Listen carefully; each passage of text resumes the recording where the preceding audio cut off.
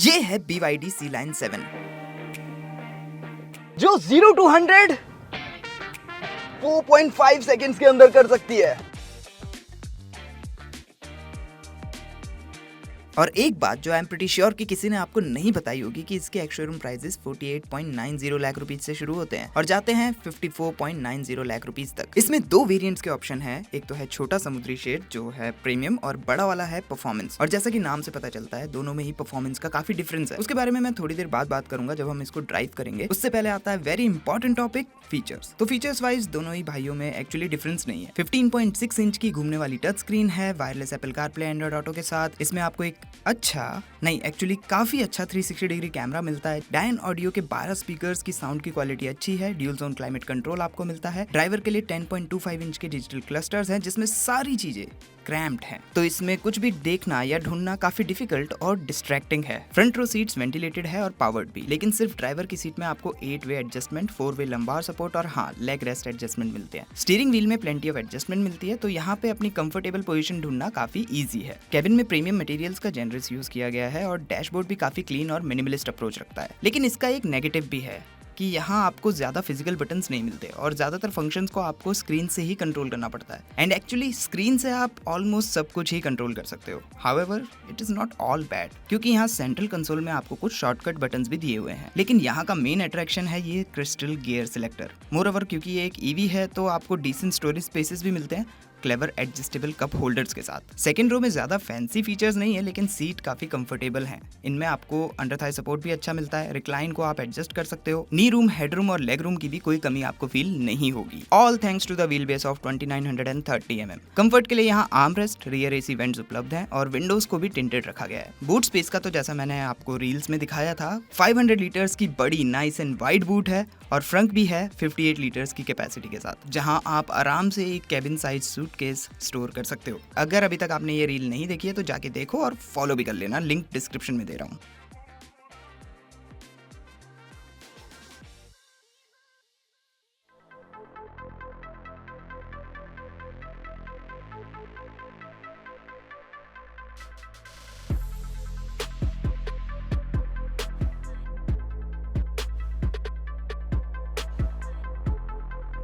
Variants के ऊपर depend करता है कि आपकी ड्राइव ट्रेन कैसी रहेगी। और ड्राइव ट्रेन में आपके पास दो ऑप्शन है, एक तो ऑल व्हील ड्राइव सेटअप और दूसरा है रियर व्हील ड्राइव सेटअप। और अपने ऑल व्हील ड्राइव सेटअप में ये C Line 7 डेवलप करती है 530 horse power and 690 newton metres of torque. BYD का क्लेम है कि ये 0 to 100 तक 4.5 सेकंड्स के अंदर दौड़ लगा सकती है। एंड गेस व्हाट, हमारे एक्सेलरेशन टेस्ट में इसने 0 to 100 करने में एग्जैक्टली 4.5 सेकंड्स का टाइम लिया, which is quite good.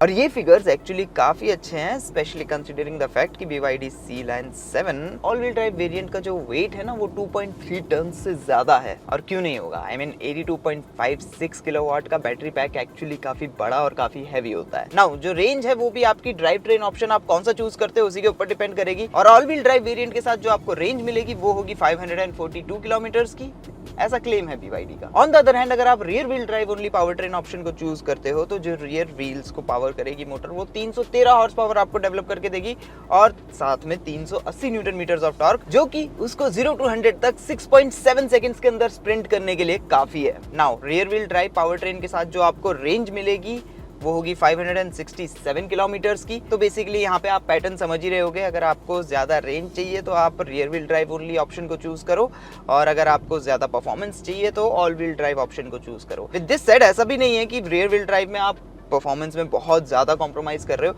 Actually उसकी परफॉर्मेंस मुझे पर्सनली ऐसा लगता है कि एक नॉर्मल बंदे के हिसाब से मोर देन इनफ है।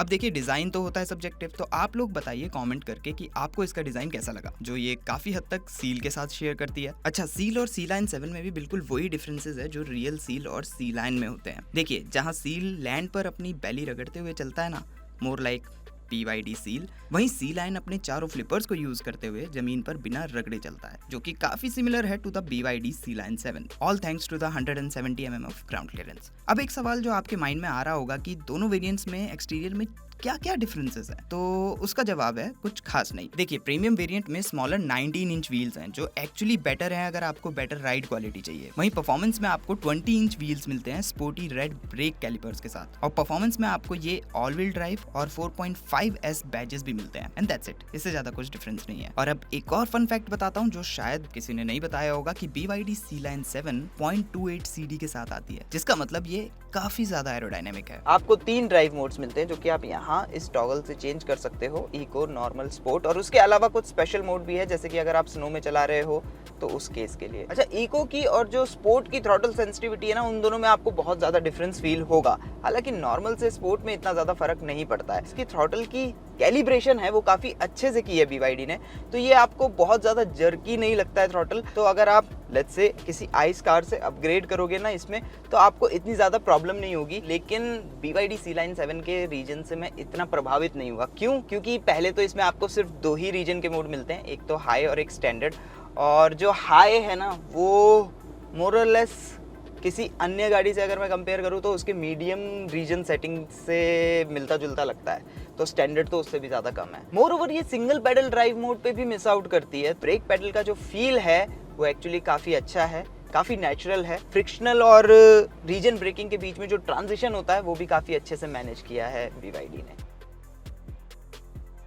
सिटी के हिसाब से राइड काफ़ी स्टिफ है, जैसा कि आप लोग देख सकते हो।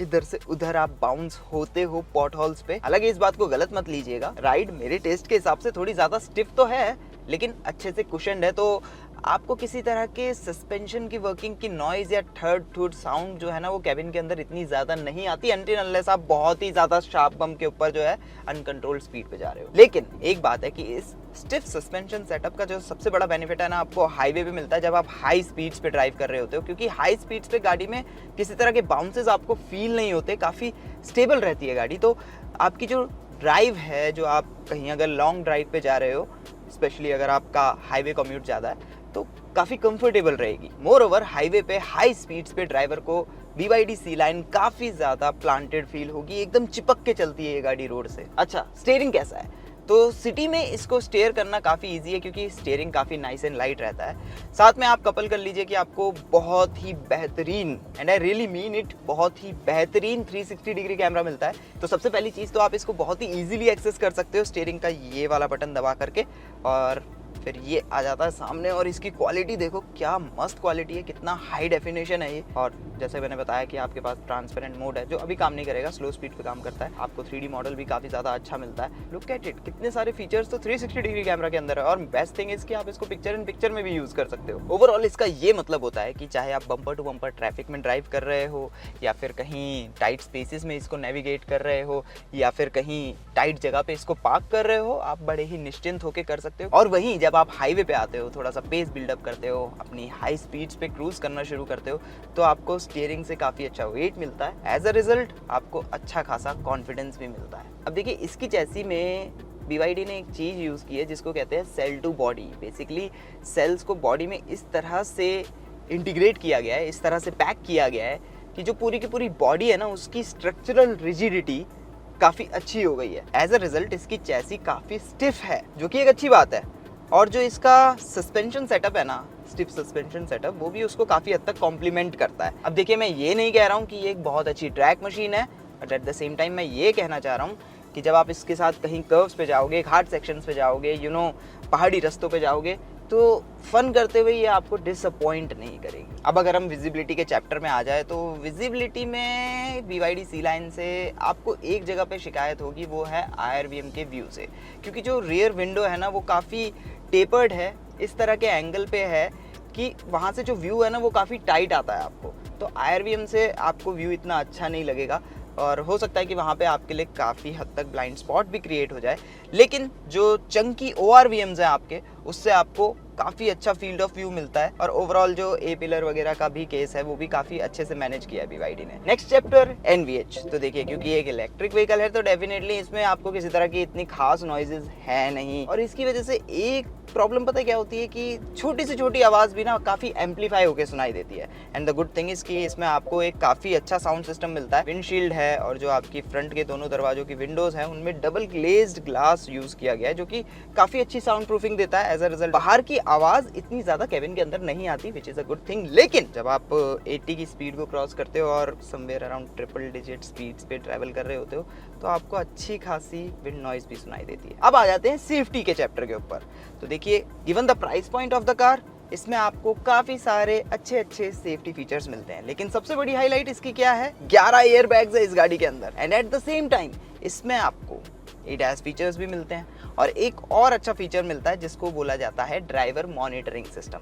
तो बेसिकली यहाँ पे आप ये छोटा सा सेंसर टाइप देख रहे हैं, ये मेरी हर एक प्रतिक्रिया को मॉनिटर करता रहता है। लेट्स अज्यूम कि मैं अपना मोबाइल फ़ोन यूज़ कर रहा हूँ या फिर अपनी स्क्रीन पे ज़्यादा खोया हुआ हूँ, तो ये मुझे बताएगा, ये मुझे मॉनिटर करेगा कि भैया ड्राइविंग पे ध्यान दो। और जो इसकी नोटिफिकेशन या कह लीजिए प्रॉम्प्ट आता है वो काफ़ी अच्छा आता है, बल्कि आप ये कह सकते हो कि ये इतना स्ट्रिक्ट है कि आप इरिटेट हो जाओगे काफ़ी हद तक इससे। मोर ओवर ये हैं इसमें मिलने वाले ADAS फीचर्स की लिस्ट, जो कि काफ़ी कॉम्प्रिहेंसिव है। और इसके जो ADAS फीचर्स है, जब हमने इनको यूज़ किया हाईवे पे, तो यस, जैसे कि टिपिकल ADAS फीचर्स होते ही हैं, ये काफ़ी इंट्रूसिव आपको लगेंगे, लेकिन ये वर्क काफ़ी अच्छे से करते हैं। स्पेशली जो इसका इंटेलिजेंट क्रूज कंट्रोल या फिर कह लीजिए एडेप्टिव क्रूज कंट्रोल सिस्टम है वो। एंड लास्टली अब बात करते हैं हमारे इंप्रेशंस की। तो हमारे फर्स्ट इंप्रेशन में हमें ये लगा कि BYD C-Line 7 अपने प्राइस पॉइंट के हिसाब से अच्छी परफॉर्मेंस, रेंज और फीचर्स का एक अच्छा पैकेज आपको ऑफर कर रही है। तो यस, अगर आप अपने लिए एक premium SUV under 60 lakh rupees ढूंढ रहे हो तो BYD C-Line 7 को शॉर्टलिस्ट करना तो बनता है boss. And that's it everyone, इस वीडियो में सिर्फ इतना ही। अब आप लोगों की बारी है, आप लोग हमें बताइए कमेंट सेक्शन में जाके कि आपको BYD C-Line 7 कैसी लगी। अगर आपके कुछ भी डाउट्स हैं तो let me know in the comment section, हम उसके ऊपर भी डिस्कशन करेंगे। मोर ओवर, अगर आप BYD की किसी और गाड़ी के ऊपर वीडियो देखना चाहते हो तो यहाँ पे क्लिक करो,